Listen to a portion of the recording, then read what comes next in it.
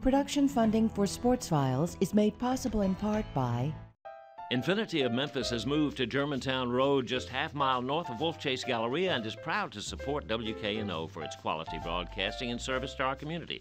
Quality and service? No wonder Infinity of Memphis feels at home on WKNO. the WKNO Production Fund, the WKNO Endowment Fund, and by viewers like you. Thank you. My guest today on Sports Files is former Memphis Tigers round baller and Bluff City prep star, Paris London.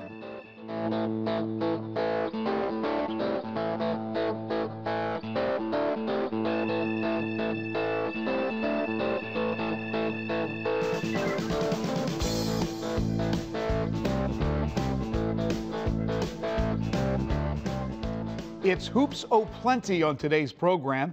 We'll show you what happened when a member of the Harlem Globetrotters paid a visit to Le Bonheur Children's Research Hospital, and my sit-down with Paris London. But first, the Grizzlies made a deal to strengthen their roster, acquiring 17 points per game scorer Jeff Green from Boston in a three-team trade that also landed the Grizz former Louisville star Russ Smith from New Orleans. The Grizzlies gave up Tayshaun Prince in his expiring contract, Quincy Pondexter, plus a conditional first-round draft pick and a future second-rounder.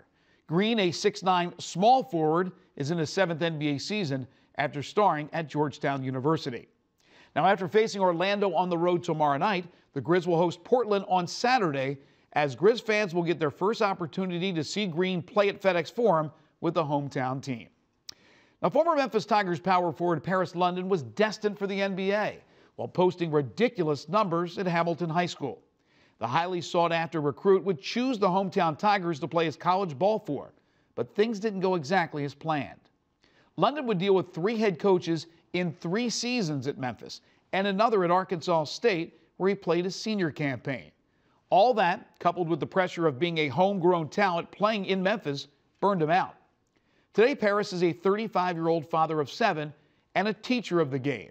And while there is that old familiar smile on his face, he and his family have been in the midst of a serious situation. Son Nicholas, a budding basketball star in his own right, is battling leukemia. Today, Paris London on Sports Files.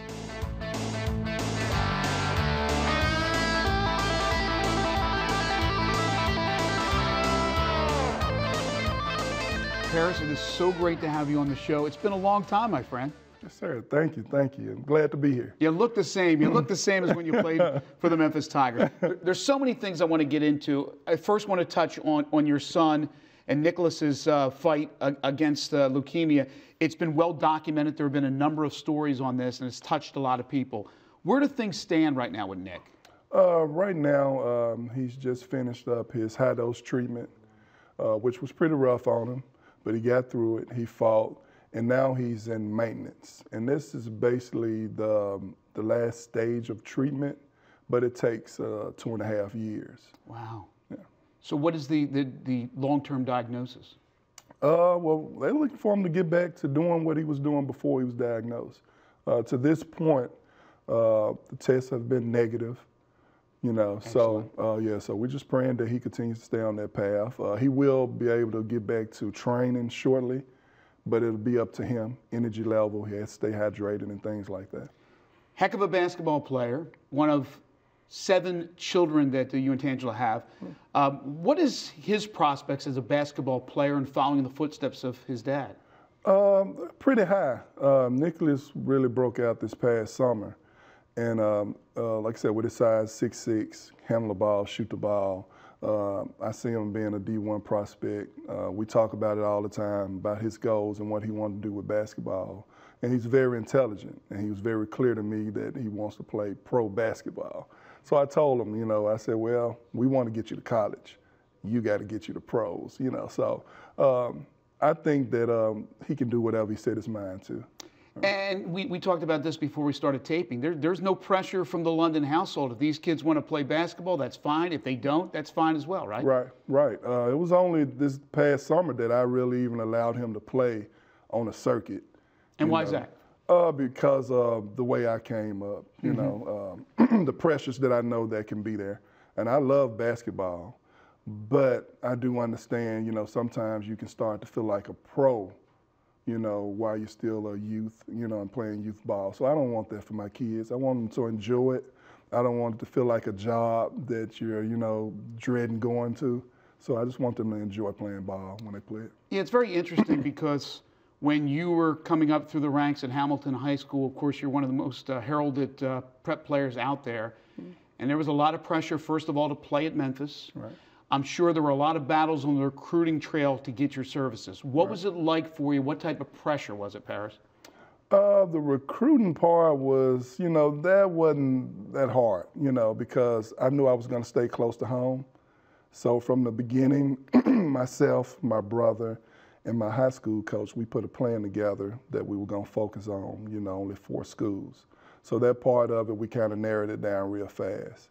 The part that I felt the pressure came in was really thinking about the NBA, you know, the pros. I couldn't really enjoy the college experience because I was so worried about what are your stats, how many minutes did you play this game, are you still on path for the pros, you know. So that's where the pressure came in. And it wasn't that it was individuals. It was my own personal goals, and then you have, you know, again, the individuals who expect you to reach those goals. And so many people with those expectations expected you to come out and average 20 and 10, a double-double every game. You were thinking about the NBA, and with all that combined, did that affect your game? Yeah, it did. And, you know, the adjustment with playing with other guys that's on your level. You know, if you remember, Shamel Jones was there with me. He was also All-American.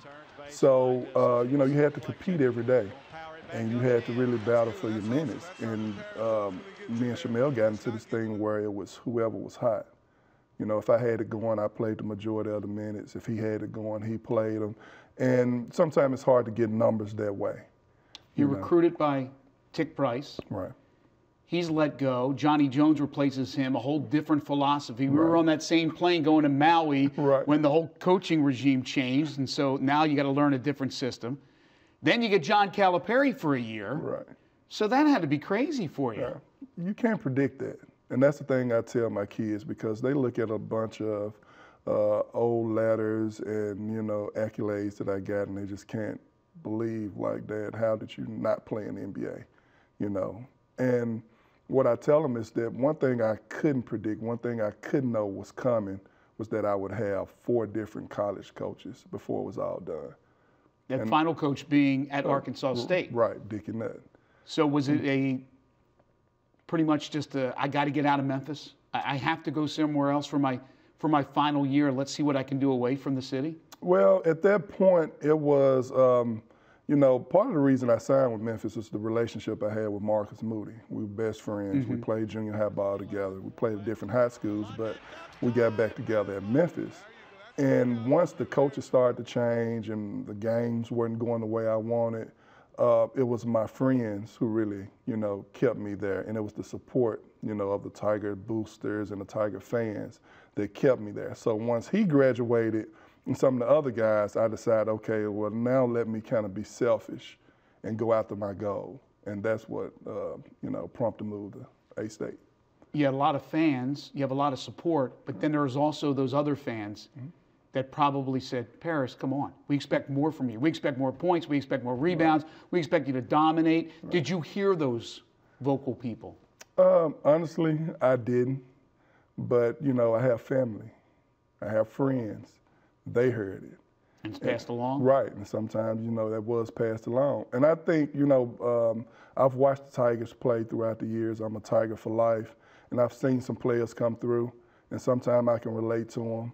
You know, I'm seeing guys that I know can play, miss layups, and they don't understand the pressures that come with it when you're thinking that I got to make this shot or I'm coming out the game. So sometimes people just don't understand what goes on mentally. You know, I scored a ton of points in high school, so I knew how to score the ball. But then sometimes you get guys who are trying to teach you how to score again. So they can mess with a player.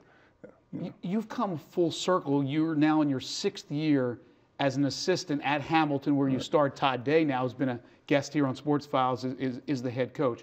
And now you're working with guys, including the Lawsons, who everybody knows the story that Keelan, their father, is now an assistant on the Memphis staff. Right. What do you say to these guys when your 4 years or 3 years at Memphis, wasn't the easiest on you? The pressures of playing here in this city for your hometown team. What do you express to the Lawsons as they get ready to take that next step and play at the University of Memphis? Well, my advice to Keelan was, don't go in with the savior mentality, And recently I talked with Mrs. Lawson, his wife, and we talked about making sure that those boys had support there. Other players on the floor who can play and take some pressure off.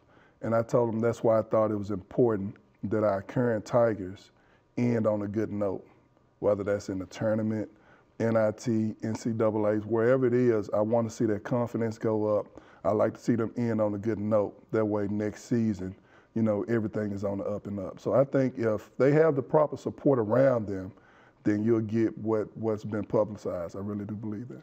Nick, your son was quoted in the paper saying he wants to play for Florida. Right. So he wants to get away. And there are others that encourage Memphians to play in other places, that the pressure won't be there and you can go out and perform. But even though it wasn't the easiest run for you at Memphis, you still encourage players like the Lawsons to play for your university and for your hometown team. Oh, yeah. I tell people all the time, and my wife talk about it. She asks me, when you think about it, would you have done anything different? And my answer is no. I grew up watching Andre Turner. I seen Lorenzen. I seen Penny. I'm a Tiger for life. I'm a Tiger in my heart. Now, I said it was me and my brother making this decision and my high school coach. Now, if my dad had been around, I don't know. May have been different. May have been different, So that's what I tell my boys, to this point, yeah, go ahead, dream, wherever it is you want to play, that's cool, you say that. But when it comes time to do that, I will have a say in it. I have a say in it. But no regrets at all. No regrets. No regrets, man. I was treated so good outside of, the practice facility, outside of the pyramid. And not that the coaches treated me bad, but I'm just talking about our fans. So I've never got the negative. I always have, to this day, people come up and say they appreciate the way I played. They enjoy watching me. And I was supported. So no regrets for me, because at the end of the day, I still had a pro career. And I could have still chased that NBA dream. Yeah, let's talk about that. You finish up at Arkansas State. You play professionally overseas, 2 years, Sweden and Paris. How about that? How ironic. But you told me, again, before we started taping, that you were already burned out of basketball by that time. And so the pro career lasted only 2 years by your decision. You were called seemingly every year after that to come back and play, and you said no. Most kids would look at you and say, Mr. London, how can you say no to a professional basketball career beyond 2 years? Why? I felt like a pro, when I was in high school. As a matter of fact, they do a game now, the Nike Summit. But, when I was in high school, we went to Paris and played against pro teams when I was in high school. Some of those guys played professionally. So I felt like a pro. And by that time, the truth of the matter is it was a game we played. I was playing for Coach Cal at Memphis here, and we played at DePaul. We ended up losing the game. And I was in the locker room, and I looked to my side, and I looked at all of my teammates, and everybody had their head down, and it seemed like we all were thinking the same thing and had the same pressure. And that pressure was NBA. So at that point is when I made my decision that I wouldn't leave in college until I had my degree. And from that point, I would do pro ball. But I had my degree, I played pro ball, and I was good. I was good.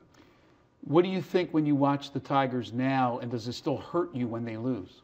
Yes. It's, we're not playing the type of ball that you're used to seeing in Memphis. And you have to remember, I grew up watching the Larry Finch teams. So you've seen, if nothing else, you was going to see Memphis players out there.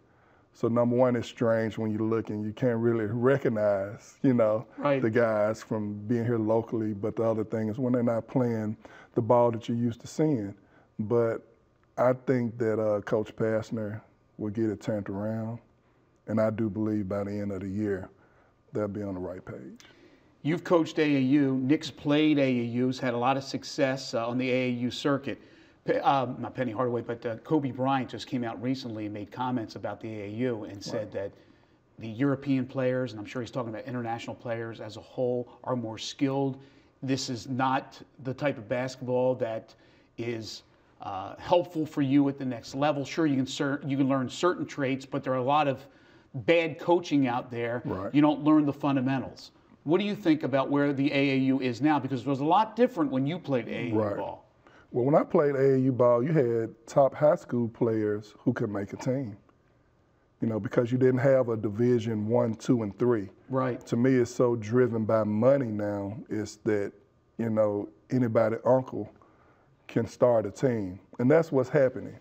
You know, in Memphis, there's so much talent in Memphis that everybody knows somebody who can play.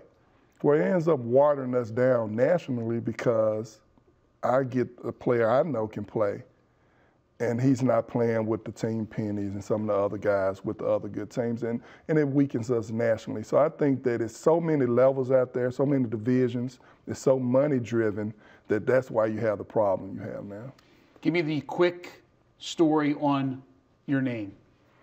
Oh, quick story. My mom said she was in too much pain to name me. She allowed my uncle to do it, and I guess he wanted to go to Paris. It's as simple as that, huh? Yes.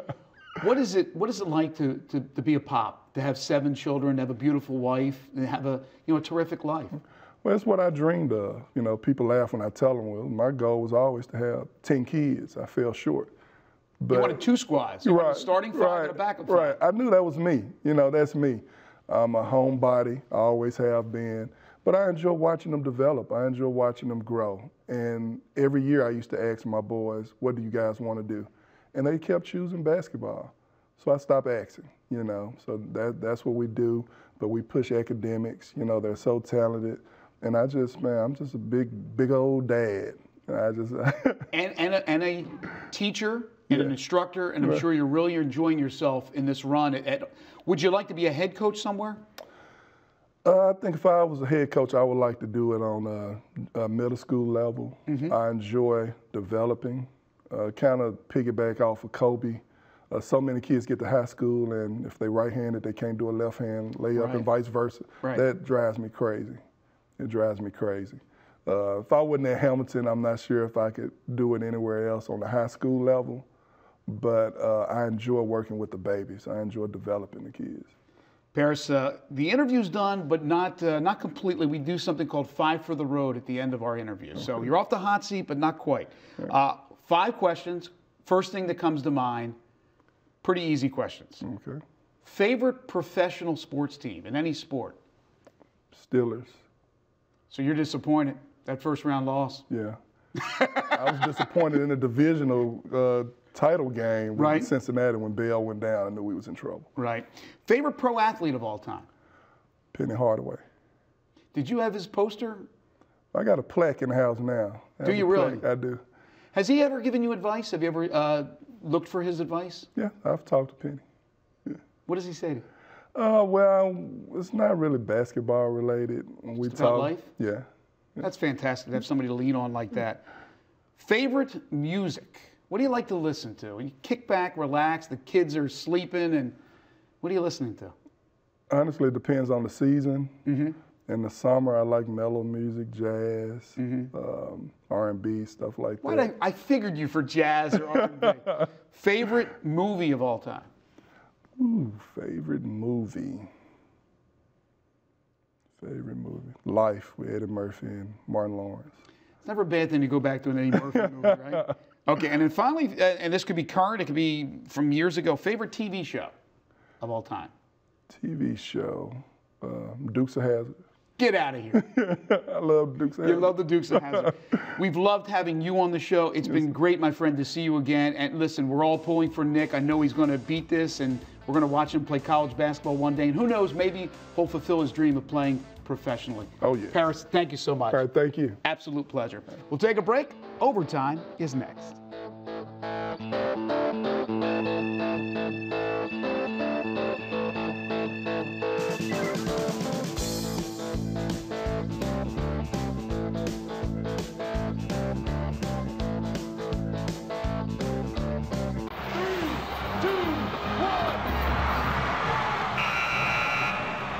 Last Saturday, the world-famous Harlem Globetrotters put on a show at FedEx Forum. The Trotters, who are arguably the most famous hoop team in the world, are more than just a group of entertaining, freakish athletes who know how to perform. They also know how to give back. Ohio native Zeus McClurkin is in his first season with the Globetrotters, and the rookie recently shared his story with patients and their families, workers, and other visitors to Le Bonheur Children's Research Hospital. So what was the path that led you to become a Harlem Globetrotter? Man, kind of growing up, I've always loved to smile when I play sports. Any sport I play, I've played a lot of sports in my life, and smiling is always what I love to do. I think if you're playing a sport and you're not having fun, you're playing the wrong sport. So, it's a fortuitous bit of events that came together, but I actually used to play against the Harlem Globetrotters for the Washington Generals. They got tired of me dunking on them, so they went ahead and signed me on over, and now it's just, the greatest basketball experience I've ever had. So the Harlem Globetrotters have this long, prestigious legacy. Does that put any kind of pressure on you to live up to that and keep it going? Well, yeah, the legacy that the Globetrotters have, they've been around for 89 years, since 1926, and the legacy is to continue to put smiles on the fans, and the pressure to put a smile on somebody is something I've always lived with, so I accept the challenge and I love it. Okay, you talked about the smiles on the court. What about what you did today? Yeah, today was awesome. Today was awesome. We're doing what we call our Smile Patrol. We visit children's hospitals, hundreds of children's hospitals all over the nation during our U.S. tour, and we get a chance to, put smiles on the kids' faces who probably haven't been smiling that much here this week, and any little bit helps. We met 2 teenagers today, which really, as everybody knows, those are the hardest people to get to smile, and they had a great time. I spun the ball on my friend Zach's finger, and had a good time. Hey, there we go. All right, thanks,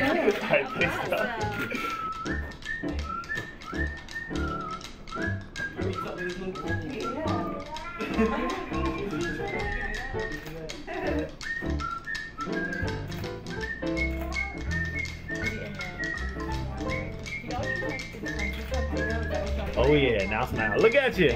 Look at you. That is awesome. I wish I could do that.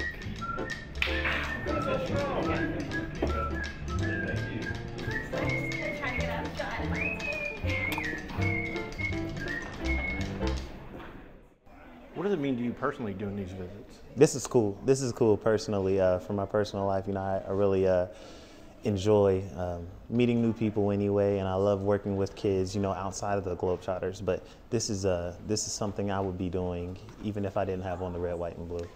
Now, your bio that we got said that you were have a never give up kind of an attitude based on overcoming asthma and things like that. Are you able to pass that on to the kids that you talk to? Absolutely. I let everybody know I have exercise-induced bronchial spasms, which is like an acute version of asthma. And I tell people, never let your health problems or anything that you go through health-wise limit what you can do on the court or on the field, whatever you do. Never let your health be a hindrance to you. How great is it being a Harlem Globetrotter? It's the best. You had said something earlier about like it was the best job you ever had. Give me something like that. What does being a Harlem Globetrotter mean to you? Being a Harlem Globetrotter to me is a great opportunity. We're ambassadors of goodwill. Smiles are universal. That's the only language that everybody can speak. We've been all over the world just putting smiles on faces. We've been to over 122 countries and provinces around the world, and our number one goal is just to be that light in darkness and just kind of give people something to smile about.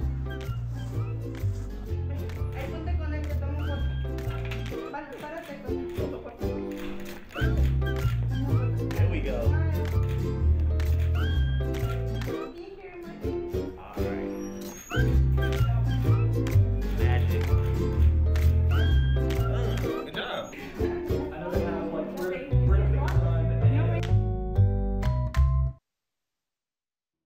Terrific stuff from Zeus.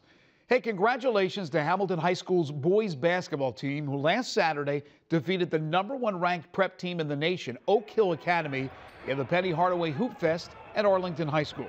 Memphis commits Diedrich and KJ Lawson combined for 46 points, and Terrence Baker added 23. The Wildcats are coached by former Sports Files guest Todd Day, who is in his first season. By the way, we'll have an interview with the Lawson brothers coming up in the next few weeks. And that'll do it for now. Remember to stay tuned to WKNO for Memphis Tigers basketball, which comes your way tonight at 10:30 as the Tigers host the Cincinnati Bearcats. Have a great week, and we'll see you next time.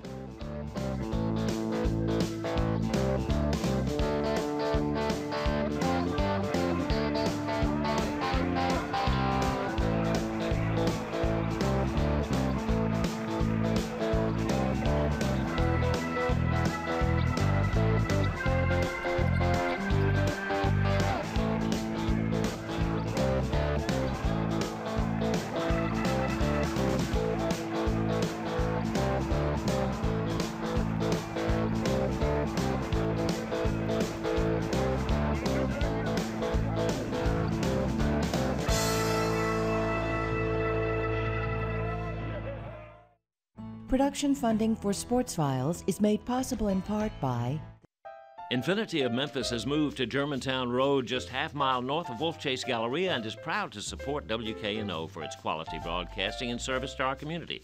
Quality and service? No wonder Infinity of Memphis feels at home on WKNO.